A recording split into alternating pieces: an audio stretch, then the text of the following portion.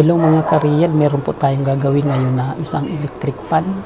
Dinala ito kaninang umaga, subalit hindi natin ito nagawa dahil busy po tayo sa pagugupit maghapon at ngayong gabi po natin ito i-overtime. Ito daw po ay hindi gumagana, ginalaw na ng may-ari kaso hindi daw niya mapagana kaya dinala na niya dito sa atin. So dahil ito po ay hindi gumagana, i-check po muna natin ang resistance ng electric pan na ito gamit ang ohmmeter. Yan po, naka times 10. Pasensya na po kayo at madilim, mahina po yung ating ilaw. Pagdikitin ang test probe, ayan, nag-deflect. I-calibrate natin. Okay, ayan, bitawan. Ayan, gumagana po. Pwede na nating ikabit yung positive negative ng test probe doon sa terminal ng AC plug. Tingnan natin kung may resistance na masusukat itong ohmmeter.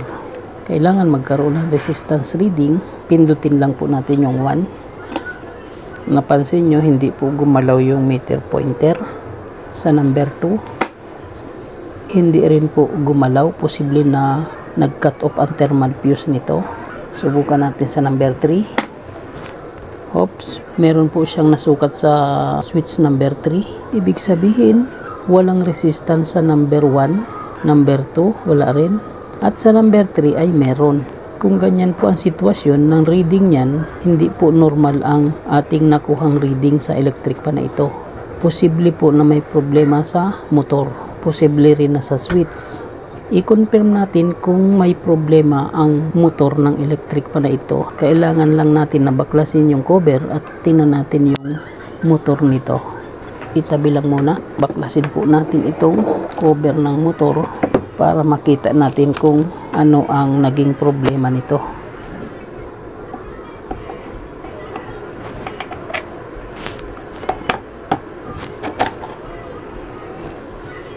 Dito po ay malalaman natin kung ang sira ba ng electric pan na ito ay motor na or ang kanyang switch.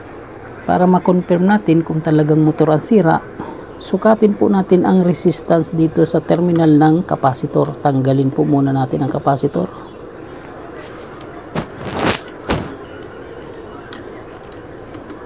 Ibalik lang yung tornilyo para hindi mawala. Ayan. So mapapansin po ninyo, ang capacitor po nito ay napalitan na dahil meron ng dugtungan dito. Tanggalin lang natin yung balot. At dito po natin masusukat kung may resistance o wala yung motor. Sa dalawang terminal ng capacitor, dito po natin masusukat kung may resistance ang lahat ng windings. Pagka may resistance po ito, buo ang motor. Pero kung wala po tayong masukat na resistance dito, ibig sabihin po ay sira na ang motor. So, itabi po muna ang capacitor. Gamit ulit ang ohmmeter. Naka times 10 pa rin.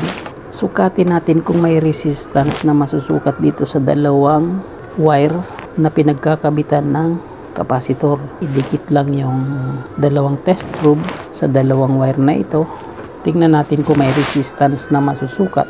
Napansin nyo nakadikit na yung ating test probe sa dalawang wire. Pero ang meter pointer ay hindi gumalaw. Ibig sabihin po ay open windings na po ang motor nito. Posibleng sira na po ito at kailangan ng palitan. Ganun lang po ang pag-check kung motor na talaga ang sira ng isang electric pan. Dito sa dalawang terminal ng capacitor o dalawang wire na pinagkakabitan ng capacitor, kung walang masukat na resistance, open windings na po ang motor. Kailangan lang palitan. Ayan po mga kariyal, kung mapapansin ninyo ay maluwag na po ang tali nito. Posible po na ito ay nahablot. Pagka ganito po, wala nang nasukat na resistance dito sa dalawang terminal. 95% po na sira na ang motor. Hindi po muna natin ito gagawin ngayon. Hihintayin po natin ang desisyon ng may-ari kung itutuloy itong ipagawa. Kung sinabi ng may-ari na gagawin, saka po natin ito tuluyang i-repair.